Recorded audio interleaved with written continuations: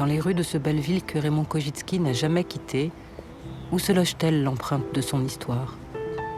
Où est-elle aujourd'hui l'empreinte de leur histoire à tous, ceux de la Fiche Rouge, dans les rues de Paris, dans les mots, dans les cœurs de ceux qui portent leur nom? Il était tout le temps à travailler.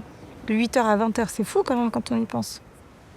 Il disait toujours qu'il ne croyait pas en Dieu, mais il était très mystique. En fait, je pense qu'il croyait en Dieu, mais il n'y croyait pas. Il répétait toujours des anecdotes et il disait « Mais Dieu, il est venu, il a séparé la mer Rouge en deux.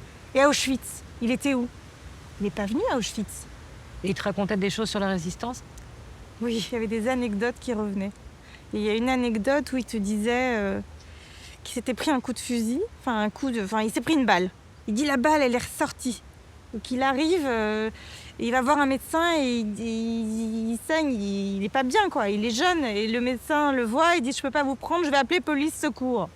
Alors à chaque fois il dit bah non, je reste pas. Donc ils sont partis. Ils ont quitté le médecin. Finalement, il a été malade toute la nuit et il a survécu. Et il disait toujours ce jour-là, Dieu, il était avec moi.